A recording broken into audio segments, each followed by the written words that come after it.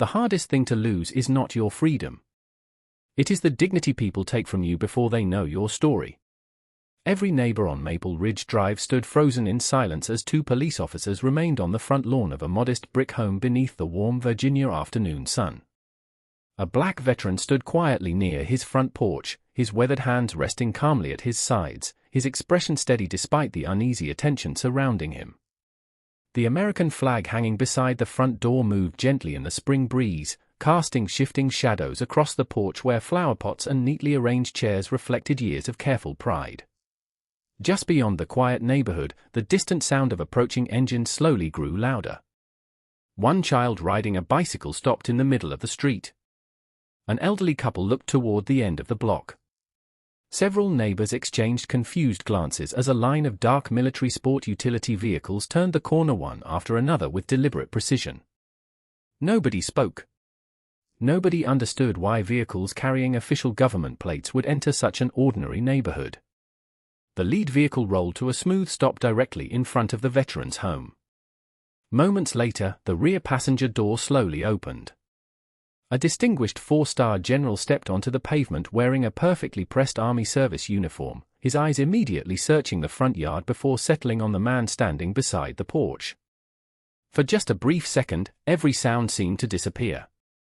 Even the birds resting in the nearby oak trees fell strangely quiet. The general's face changed completely. Surprise became recognition. Recognition became deep respect. Without saying a single word, he began walking quickly toward the quiet veteran while every officer nearby instinctively stepped aside. Officer Ethan Brooks watched with growing uncertainty.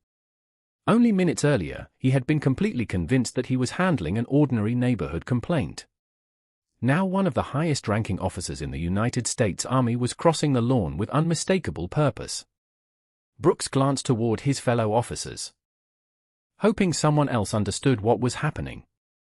Nobody did. Every person standing there felt the same growing realization that something far larger than a routine police response had just unfolded before their eyes. But to understand why a four-star general would personally arrive at the home of an elderly black veteran, and why an entire neighborhood would soon witness a truth hidden for decades, we have to go back 30 minutes earlier. The morning had begun with the peaceful rhythm Harold Jackson loved most. At 68 years old, Harold had built a life defined not by recognition but by quiet routine. His modest home sat at the end of a tree-lined street where neighbors waved from their driveways and children played basketball beneath tall maple trees every afternoon. The white fence surrounding his yard had been painted by Harold himself only weeks before. Fresh flowers lined the walkway leading to the front porch. Wind chimes gently echoed beneath the roof overhang as sunlight filtered through green leaves overhead. Every detail reflected discipline, patience, and care. Harold stepped outside carrying a small watering can, carefully tending to the flowerbeds his late wife had loved so dearly. He paused for a moment to straighten the American flag before smiling warmly at a young boy struggling to fix a loose bicycle chain across the street. Without hesitation, Harold walked over, knelt beside the bicycle, and quietly helped the child tighten the chain using an old pocket tool he always carried. The boy thanked him with a wide smile before riding happily down the sidewalk. Harold watched him disappear around the corner, never noticing the patrol vehicle slowly entering the neighborhood behind him, nor realizing that before the afternoon was over, everything the neighbors believed they knew about the quiet veteran next door would change forever. Harold Jackson returned to his front yard carrying the empty watering can, taking one last look across the flowerbeds before placing it neatly beside the porch steps. The peaceful neighborhood had always followed a familiar rhythm. Retired couples walked their dogs along the sidewalks every morning. Children laughed as they raced bicycles beneath the tall maple trees. Delivery trucks passed slowly, and neighbors greeted one another by name. It was the kind of street where people borrowed garden tools without locking their doors and where everyone knew Harold as the quiet veteran who never missed raising the American flag at sunrise. Few people knew anything about his years in uniform because Harold never spoke about them unless someone genuinely asked. His service medals remained inside a small wooden box stored safely in the hallway closet, untouched for years except on Memorial Day. To Harold, the greatest honor had never been the medals themselves. It had always been returning home with the chance to build a peaceful life. Across the street, Mrs. Evelyn Parker smiled as she collected her morning mail. "Your roses are looking beautiful again, Harold." Harold smiled warmly. "My wife always said flowers make a house feel welcoming. I have been trying to prove she was right every spring since she passed." Evelyn nodded with quiet understanding before continuing toward her porch. Moments later, Harold noticed a small package resting near his front door. He bent down, picked it up carefully, and glanced at the shipping label before setting it inside the entryway. The house reflected the same quiet discipline that shaped every part of his life. Family photographs lined the hallway. A folded American flag rested inside a polished display case above the fireplace. Framed pictures of fellow service members stood beside photographs of birthdays, graduations, and neighborhood gatherings.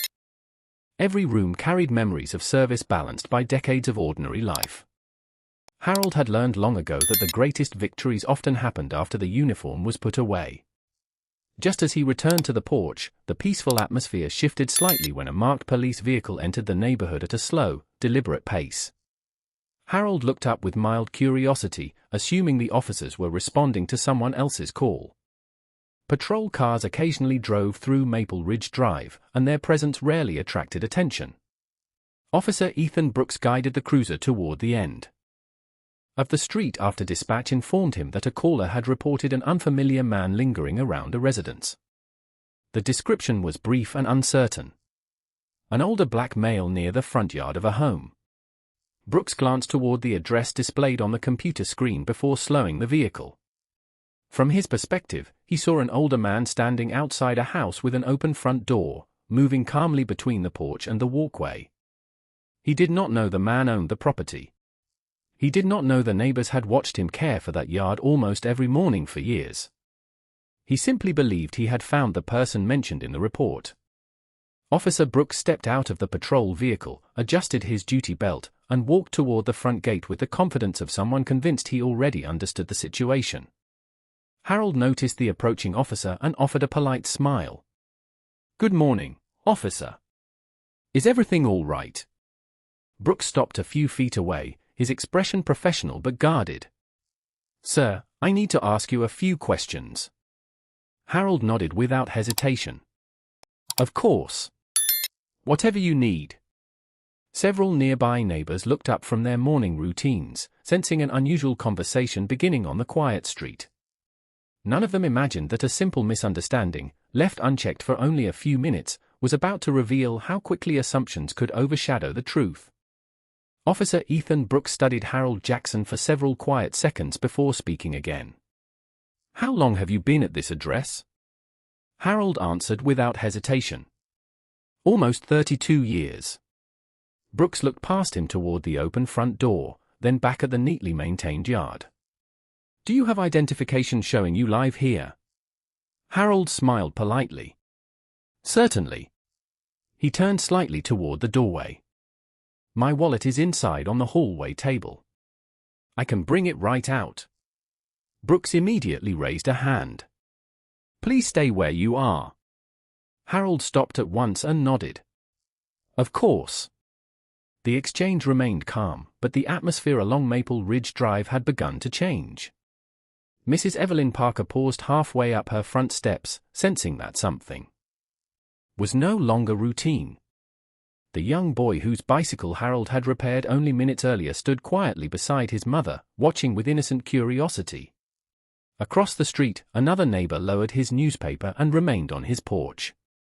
Harold kept his hands comfortably visible and waited. Years of military service had taught him that remaining patient often prevented unnecessary misunderstandings.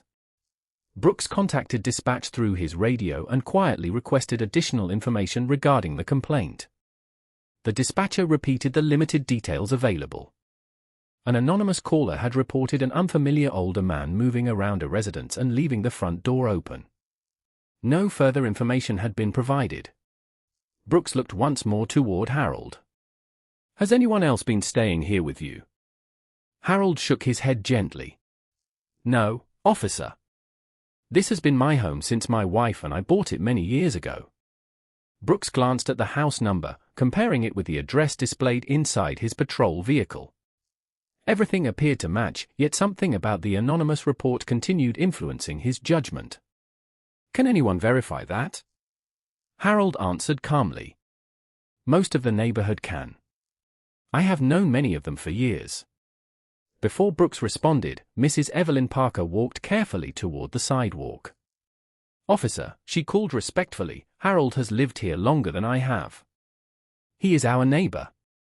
Brooks acknowledged her with a brief nod but returned his attention to Harold.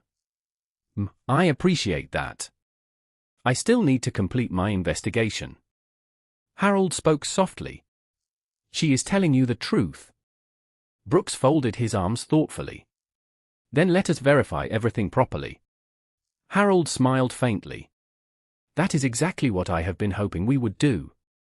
Another patrol vehicle slowly entered the neighborhood and stopped a short distance away. Officer Michael Turner stepped outside after hearing Brooks summarize the situation. Turner looked toward Harold, then toward the immaculate yard, the freshly painted fence, the flower beds, and the American flag moving gently beside the porch. "Have we confirmed ownership yet?" he asked quietly. Brooks answered, "Not yet." Harold looked toward the second officer. "My property records, identification, and military documents are all inside the house if someone would like me to retrieve them." Turner appeared ready to agree, but Brooks responded first. "For now, please remain where you are." Harold nodded once again without complaint. His composure never changed. He neither argued nor raised his voice. Instead, he looked across the neighborhood that had been his home for more than 3 decades, recognizing nearly every face now quietly observing from porches and driveways. They all knew him as the veteran who helped shovel snow during winter, repaired bicycles during summer, and raised the American flag every morning before sunrise. Yet despite all those years, one anonymous phone call had become louder than everything his life had quietly demonstrated. As Brooks reached for his radio once more, neither officer noticed a dark government sedan turning onto Maple Ridge Drive several blocks away, its occupants following directions that had arrived only moments earlier from a military office many miles beyond the neighborhood. The quiet conversation on Maple Ridge Drive slowly drew more attention as additional neighbors stepped onto their porches, not because anyone expected trouble, but because it was unusual to see 2 patrol cars parked outside Harold Jackson's home. The neighborhood had always been known for its calm mornings and familiar faces. Children played basketball in nearby driveways after school. Families gathered for holiday cookouts every summer. Harold had attended nearly every neighborhood picnic for 3 decades, always arriving with homemade peach cobbler prepared from his late wife's recipe. To the people who truly knew him, there was nothing unfamiliar about the man standing beside the flower beds he had planted with his own hands. Officer Michael Turner quietly walked a few steps closer to Brooks and spoke in a low voice. "The neighbors seem confident he lives here." Brooks kept his eyes on Harold. "I understand that, but we still need to verify everything ourselves." Harold listened without interruption. His calm demeanor never changed. "Officer, I appreciate you doing your job. If you would like, you may accompany me inside while I retrieve my identification. It is on the hallway table, only a few feet beyond the front door." Brooks hesitated for a moment. Before he could answer, dispatch responded over the radio with another update. The anonymous caller had insisted that the homeowner was supposedly away on vacation and claimed the older man had been entering and leaving the property throughout the morning. Brooks frowned slightly. The report no longer seemed to match what he was seeing, yet it remained enough to keep his attention focused on confirming every detail. Harold slowly reached into his shirt pocket. Brooks immediately became alert, but Harold simply removed a folded pair of reading glasses and placed them on his face. "I only wanted to read the address number on your vehicle," Harold said with a gentle smile. "My eyesight is not what it used to be." Even Officer Turner allowed himself a brief smile before returning to the conversation. Across the street, Mrs. Evelyn Parker could no longer remain silent. She crossed the sidewalk and spoke with quiet confidence. "Officer, Harold looked after my husband when he became ill. He checked on us almost every day. This is his home. Everyone here knows that. Several neighbors nodded in agreement. Brooks acknowledged them respectfully but remained committed to completing the investigation according to procedure. Thank you, everyone. I simply need to establish the facts. Harold answered softly, the facts have never frightened me. His words carried no frustration, only quiet certainty earned through a lifetime of discipline. As the conversation continued, none of the officers noticed a black government sedan slowing at the entrance to the neighborhood. The driver spoke briefly into a secure radio before continuing toward Maple Ridge Drive. Several blocks behind it, 3 dark military sport utility vehicles entered the same road with measured precision, maintaining careful distance from one another. Inside the lead vehicle, a senior military aide reviewed a message that had arrived only minutes earlier. The words were brief, direct, and unusually urgent. Confirm the welfare of retired Sergeant First Class Harold Jackson immediately. Notify General William Carter upon arrival. The aide looked through the windshield as the quiet residential street came into view. He immediately recognized the address. Back on the front lawn, Harold remained patiently waiting beneath the gently waving American flag while Officer Brooks prepared to ask another routine question, completely unaware that within the next few minutes the entire direction of the afternoon would change, not because new evidence had been discovered, but because someone carrying decades of gratitude was about to arrive at the very place where respect had quietly been forgotten. Officer Ethan Brooks lowered his radio and looked once more toward Harold Jackson, still searching for a detail that would either confirm or dismiss the anonymous report. Everything around him suggested stability rather than suspicion. The freshly trimmed lawn, the carefully maintained flower beds, the family photographs visible through the open doorway, and the quiet confidence in Harold's voice all painted the picture of a man deeply rooted in the place he called home. Yet Brooks had been trained to complete every investigation thoroughly, and he remained determined to follow procedure until every question had been answered. Harold stood patiently beneath the American flag, showing no sign of irritation despite the growing audience gathered along the sidewalks. He understood that patience often revealed more about a person's character than words ever could. Officer Michael Turner glanced toward the end of the street after noticing several vehicles approaching much more deliberately than ordinary neighborhood traffic. "Do you know anyone expecting visitors?" he asked. Harold shaded his eyes from the afternoon sun and looked in the same direction. "Not today," he answered honestly. "Most of my old friends usually call before they stop by." The distant sound of powerful engines became impossible to ignore. Conversations between neighbors slowly faded as every head turned toward the entrance of Maple Ridge Drive. The first vehicle to appear was a black government sedan, followed closely by 3 identical military sport utility vehicles with dark-tinted windows and official federal license plates. They moved slowly, almost ceremonially, drawing curious expressions from everyone watching. Mrs. Evelyn Parker quietly whispered, "Those do not look like ordinary government cars." Even Brooks felt his attention shifting away from Harold for the first time since arriving. None of the responding officers had requested military assistance, and no dispatch message had mentioned federal personnel. The convoy continued forward until the lead sedan stopped directly in front of Harold's driveway. The engines fell silent almost simultaneously, leaving the neighborhood wrapped in an unexpected stillness. One by one, uniformed military aides stepped from the vehicles with calm professionalism. Their movements were disciplined but never hurried, their expressions composed as they briefly surveyed the scene before focusing entirely on the modest brick home. Brooks instinctively straightened his posture, sensing immediately that whoever occupied the final vehicle held significant authority. Harold watched quietly, his face reflecting curiosity rather than surprise. He recognized neither the vehicles nor the aides from that distance. One military aide spoke softly into a handheld radio before walking toward the rear passenger door of the final sport utility vehicle. Every neighbor seemed to hold a collective breath as the aide respectfully opened the door and stepped aside. For several long seconds, nobody emerged. The silence became almost tangible. Officer Turner exchanged a puzzled glance with Brooks, while Mrs. Parker gently placed a hand over her heart without knowing why the moment suddenly felt so important. Then a polished black shoe appeared on the pavement, followed by the unmistakable sleeve of a United States Army service uniform bearing 4 silver stars. The distinguished officer stepped into the afternoon sunlight with quiet confidence earned through decades of leadership. His posture was unmistakable, his presence commanding without a single spoken word. He paused only briefly, scanning the front yard until his eyes found Harold Jackson. The instant their gazes met, the general's composed expression softened into something deeply personal. It was not the look of a senior commander arriving for official business. It was the look of someone who had finally found a man he had spent years honoring in his heart. Without acknowledging anyone else, General William Carter began walking directly across the lawn toward Harold, leaving every officer, every neighbor, and every unanswered question suspended in complete silence.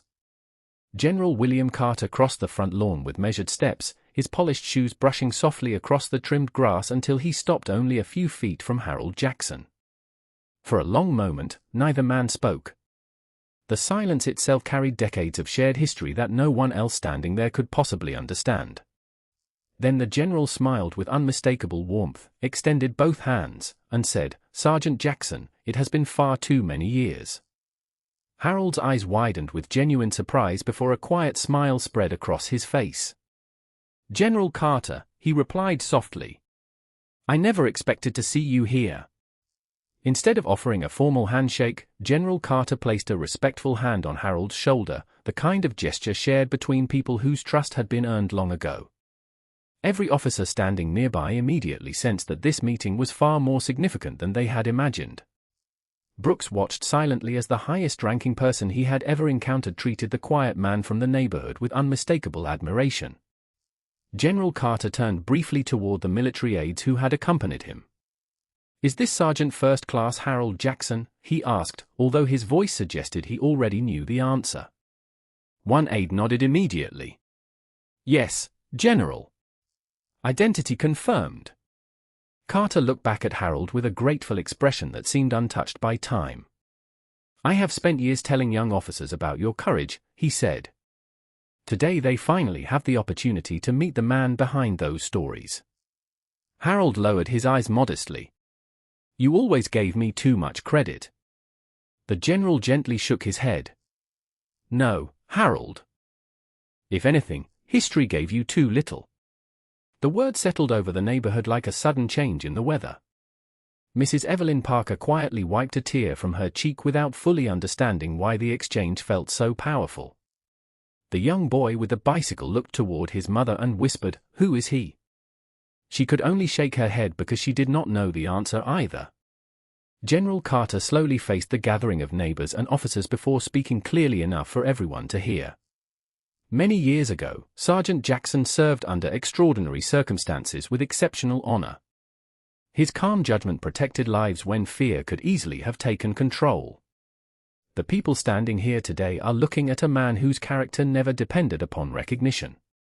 Harold shifted uncomfortably, clearly preferring the attention to end. "General, there is no reason to make such a speech." Carter smiled again. "There is every reason." He glanced toward the American flag hanging beside the porch. "Some people spend their entire lives asking for respect. Others earn it quietly and never ask for anything at all. You belong to the second group." Officer Michael Turner lowered his eyes thoughtfully, while Brooks remained motionless, replaying every moment of the past half hour in his mind. The questions he had asked suddenly felt very different now that he understood he had been speaking with a man whose life represented decades of honorable service. General Carter finally turned toward Officer Brooks, his expression calm and professional rather than confrontational. "Officer, I appreciate that you have responsibilities to fulfill. I only ask that every person standing in this neighborhood be seen first through verified facts rather than assumptions. Sergeant Jackson has carried his honor for a lifetime. It deserves to be recognized with the same care that he has always shown to others."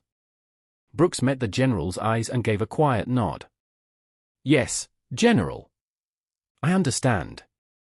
For the first time that afternoon, the tension that had settled over Maple Ridge Drive began to lift, replaced instead by something far more lasting than relief. It was the quiet return of dignity, witnessed not through power alone, but through truth finally being allowed to speak for itself. Officer Ethan Brooks stood quietly for several moments after General William Carter finished speaking, allowing the weight of those words to settle in. The neighborhood remained completely still. Nobody hurried back inside. Nobody returned to unfinished chores. It was as if the entire street understood that they were witnessing something far more meaningful than the end of an ordinary investigation. Brooks took a slow breath before stepping toward Harold Jackson. His voice remained steady, but there was a humility that had not been there earlier. "Mr. Jackson, I owe you an apology. I arrived believing I already understood the situation.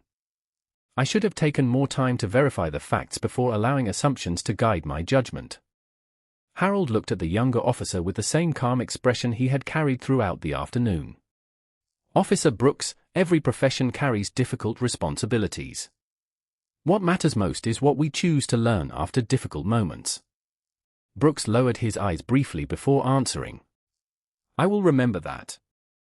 General Carter watched the exchange with quiet approval. He had spent decades leading soldiers from every background imaginable, and he understood that genuine accountability rarely began with public embarrassment. It began when someone found the courage to acknowledge a mistake without searching for excuses. Officer Michael Turner stepped beside Brooks and addressed Harold respectfully. "Sir, thank you for your patience today. Your neighbors spoke highly of you from the beginning. We should have listened more carefully." Harold smiled gently. "Sometimes people speak the truth long before official records do. That is why communities matter."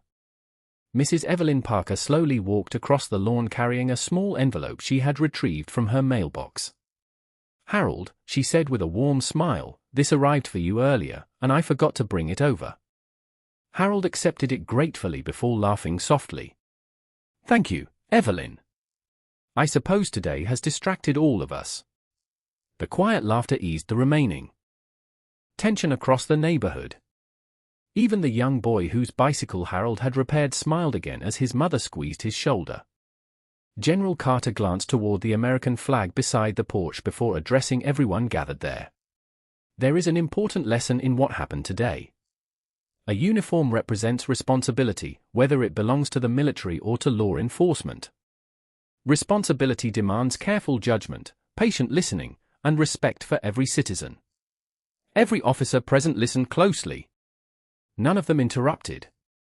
Carter continued, "Sergeant Jackson never asked for special treatment. He asked only for the same fairness every American deserves. That principle is the foundation of honorable service." Brooks nodded slowly. Those words stayed with him because they were spoken without anger or accusation. They were spoken as guidance, the kind a young officer could carry throughout an entire career. Harold carefully folded the unopened envelope into his shirt pocket before looking at the general. "William, you drove a long way for an old friend." Carter smiled warmly. "For the man who taught me that quiet courage is stronger than loud authority, I would drive much farther." Harold shook his head with modest embarrassment while several neighbors exchanged surprised glances at hearing the general speak with such personal admiration. The afternoon sunlight cast long shadows across the front yard as conversations gradually resumed, but the atmosphere had changed completely. The questions that had filled the street earlier had been replaced by understanding. Before anyone returned to their ordinary routines, Officer Brooks removed his cap for a brief moment, looked directly at Harold Jackson, and offered a respectful nod born not from obligation, but from genuine appreciation for a man whose greatest strength had never been the medals hidden inside his home, but the quiet dignity he carried wherever he stood. As the military vehicles remained quietly parked along Maple Ridge Drive, the neighbors slowly gathered closer, not out of curiosity anymore, but out of respect.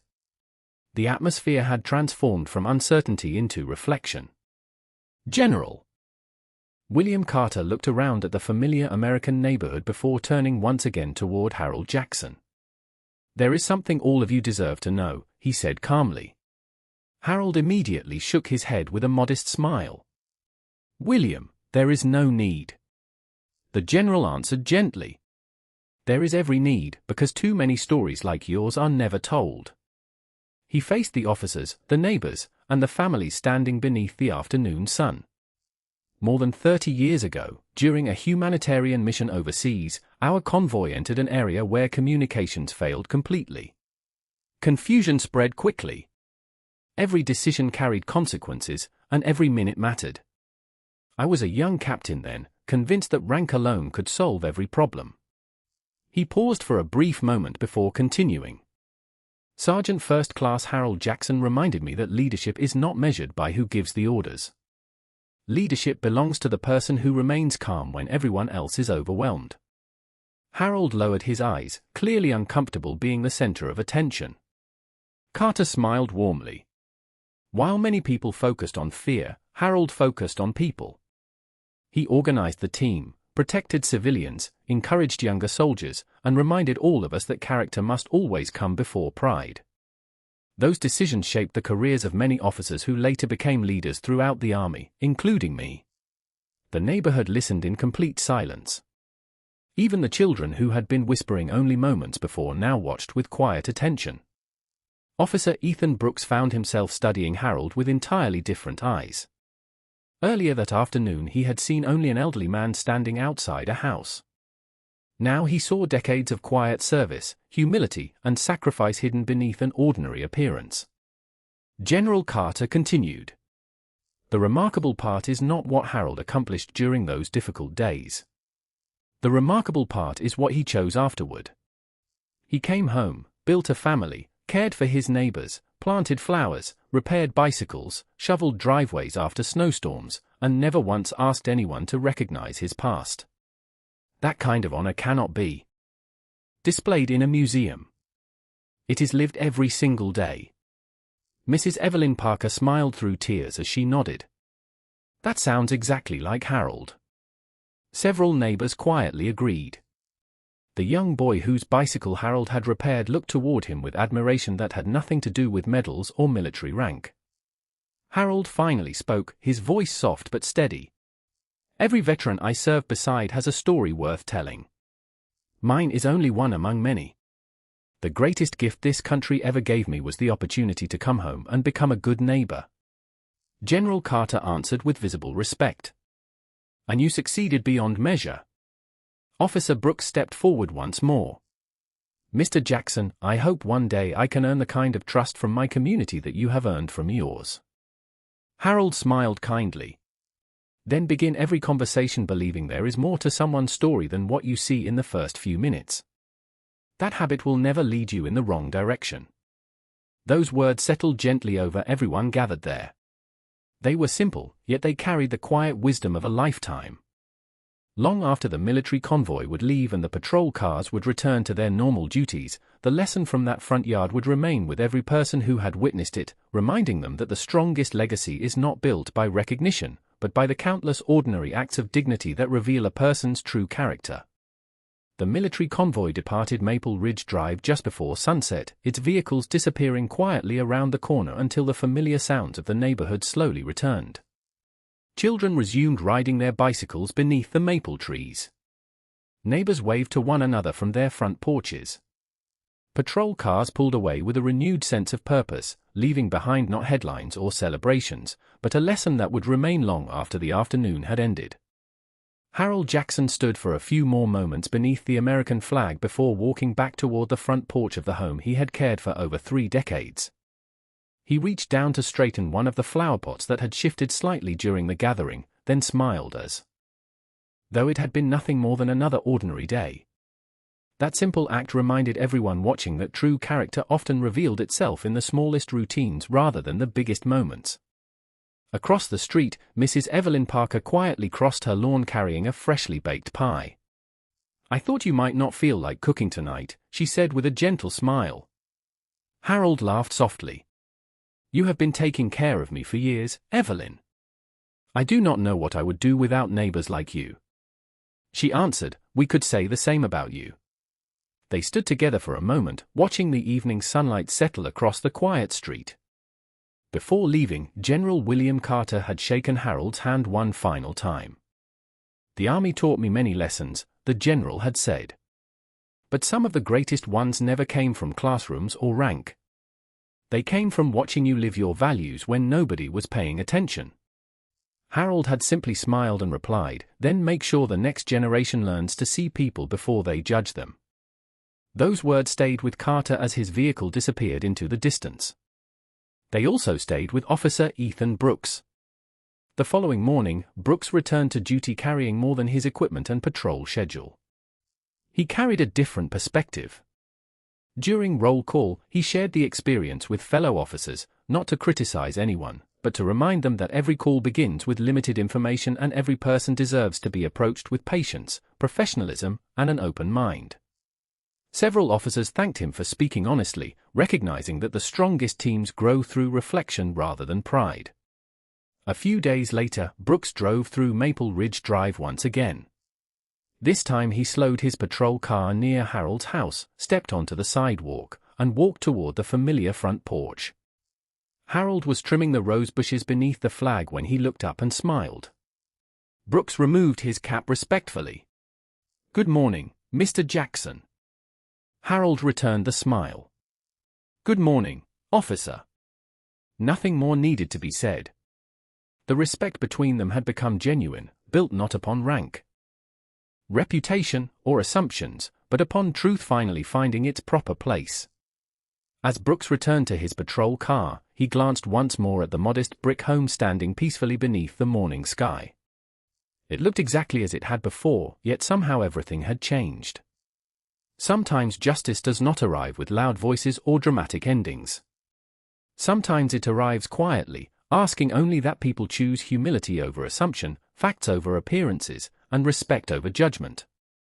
Because uniforms may earn authority, medals may honor service, and titles may command attention, but lasting dignity belongs to those who continue doing what is right long after the world has stopped watching. And that is why the greatest heroes are often the ones whose names are known only by the neighbors whose lives they quietly make better every single day.